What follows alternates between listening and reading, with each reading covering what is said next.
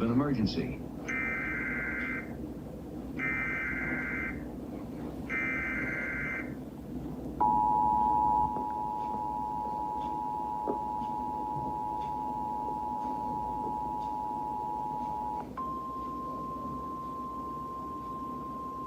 This is a test of NOAA weather radio sound warning alarm systems. The attention signals you just heard will automatically activate special receivers to warn of the impending hazard. Normally, this test is conducted each Wednesday between 10 a.m. and 1 p.m. However, this week it is being conducted on Tuesday at 10 a.m. in recognition of Severe Weather Preparedness Week and to coincide with the testing of outdoor warning sirens done by many communities in Illinois on the first Tuesday of the month at 10 a.m. The goal is for homes, schools, businesses, and places where people gather to practice their tornado drill procedures during this drill. At this time, take a moment to practice your severe weather emergency sheltering plan. At the very least, answer this question: where would I take shelter if a tornado were approaching Maine right now? The best shelters are in a basement or in an interior room on the lowest floor of the building away from windows and exterior doors. It is important to have multiple ways to receive hazardous weather information. Having a battery backup weather alert radio is one of the best ways. We now return to regular programming.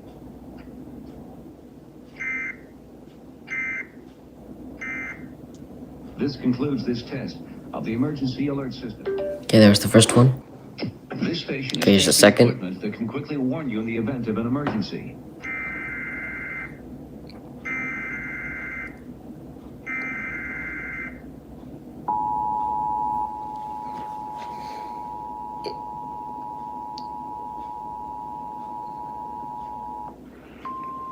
This is a test of the NOAA weather radio warning alarm systems. The preceding signal you just heard will automatically activate special receivers to warn of the impending hazard.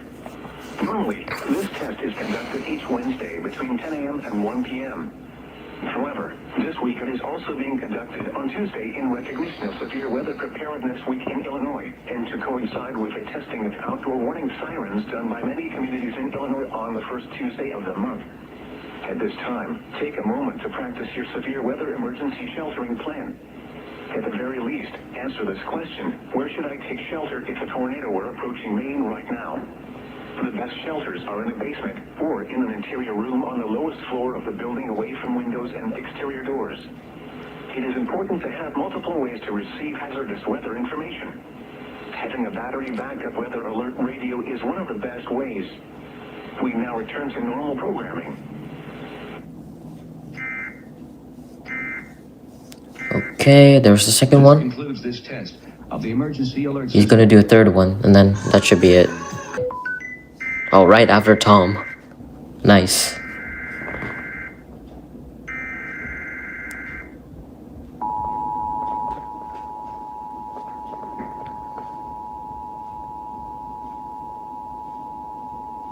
This is a test of NOAA weather radio's warning alarm system. The attention signals you just heard will automatically activate special receivers to warn of the impending hazard. Normally, this test is conducted each Wednesday between 11 a.m. and noon. However, this week it is being conducted on Tuesday in recognition of Severe Weather Preparedness Week and to coincide with the testing of outdoor warning sirens done by many communities in Illinois on the first Tuesday of the month at 10 a.m. At this time, take a moment to practice your severe weather emergency sheltering plan. At the very least, answer this question: where would I take shelter if a tornado were approaching Maine right now? The best shelters are in a basement or in an interior room on the lowest floor of the building away from windows and exterior doors. It is important to have multiple ways to receive hazardous weather information.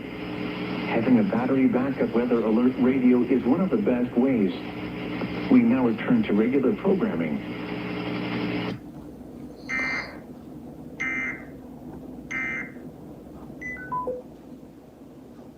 The record low is 13, which occurred in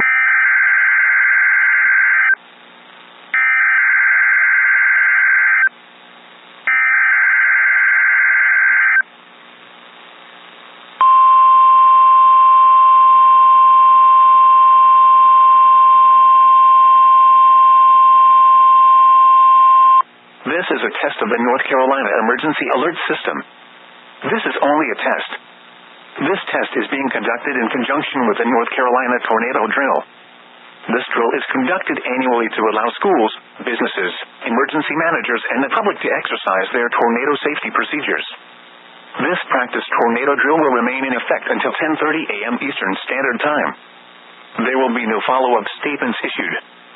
Schools and businesses participating in the tornado drill should exercise their severe weather safety plans now. This test also serves as the Emergency Alert System required monthly test for March. Broadcasters, in cooperation with local, state, and national authorities, have developed this system to provide the public with important emergency information should the need arise. This concludes the statewide tornado drill and test of the North Carolina Emergency Alert System.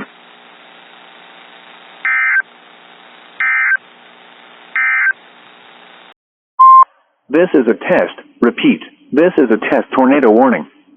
There is no severe weather occurring at this time. This test warning is part of the annual Kentucky Tornado Drill. If this was an actual severe weather event, you would be given information about the hazard. The National Weather Service, the Kentucky Division of Emergency Management, and the Kentucky Weather Preparedness Committee encourage the use of this time to activate and review your severe weather safety plans. Think about where you would go and what you would do in the event of an actual tornado. Repeating, this has been a test tornado warning for the 2026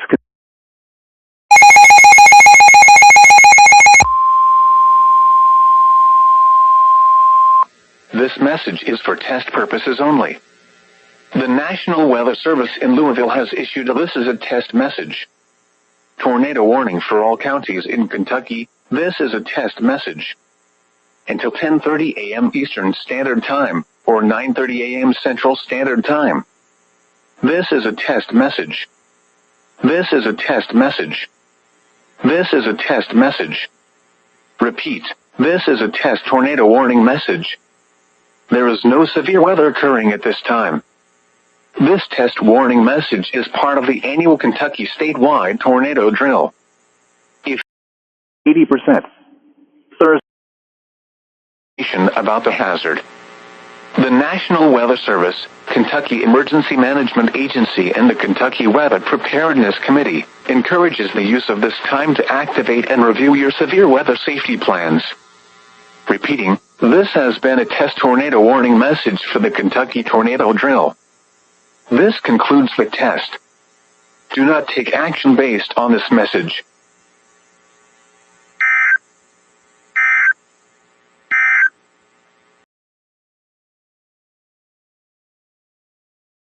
You're listening to WSPX, Southern Pennsylvania's Super Hits. You're listening to Mooney Mooney by Billy Idol.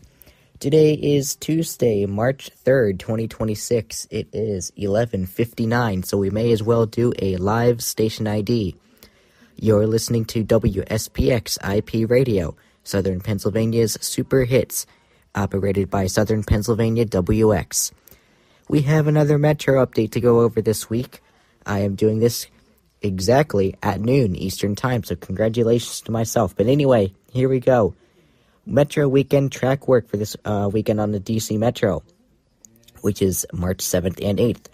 On the Red Line, trains will single track between Medical Center and Friendship Heights. This is due to Purple Line project, but luckily no stations will be closed. So you will still be able to get on and off the train at Medical Center and Friendship Heights. Just keep in mind that only one platform will be open. Going into the yellow and blue lines, free shuttle buses replace trains between Braddock Road and Pentagon City. This is due to the Crystal City second entrance construction. So, therefore, Crystal City and Reagan Airport and Potomac Yard will all be closed. So you will not be able to get on and off the trains at either station. Going to the other tab that I have, this one will tell us how often trains will run up and down the lines. Starting with the Red Line, trains will run every 8 minutes between Van Ness and Glenmont, and every 15 minutes between Van Ness and Shady Grove. As for the Yellow Line, trains will run every 12 minutes between Huntington and Braddock Road, and between Pentagon City and Greenbelt. Crystal City, National Airport, and Potomac Yard stations will be closed. The green, orange, and silver lines will be normal. And for the blue line, trains will run every 12 minutes between Franconia Springfield and Braddock Road, and between Pentagon City and downtown Largo. Crystal City, National Airport, and Potomac Yard will be closed. So anyway, I will go over again what's happening this weekend so that we are aware of what's happening.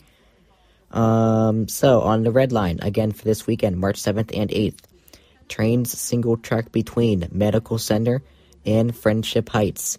This is due to the Purple Line project. The good thing is no stations will be closed, so you will still be able to get on and off the train at Medical Center and Friendship Heights. Just keep in mind that only one platform will be open.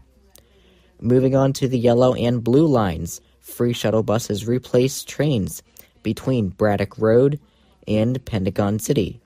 This is due to Crystal City second entrance construction. Therefore, Crystal City, Reagan National Airport, and Potomac Yard stations will be closed.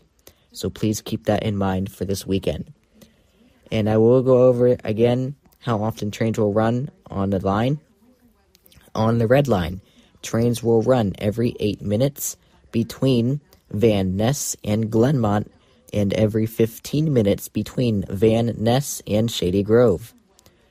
As for the yellow line, trains will run every 12 minutes between Huntington and Braddock Road, and between Pentagon City and Greenbelt. Crystal City, National Airport, and Potomac Yard stations will be closed. The green, orange, and silver lines will be normal service. And as for the blue line, trains will run every 12 minutes between Franconia Springfield and Braddock Road, and between Pentagon City and downtown Largo. Again, Crystal City, National Airport, and Potomac Yard stations will be closed. Anyway, I will go over this again on Thursday as to what is happening this weekend. And we will now return back to normal programming on WSPX. There is a marginal risk of severe storms today, so there is a chance that the emergency alert system may run a few times throughout the afternoon and evening, maybe even overnight hours. But anyway, we now return to normal programming on WSPX. You're listening to WSPX-IP Radio, Southern Pennsylvania's Super Hits.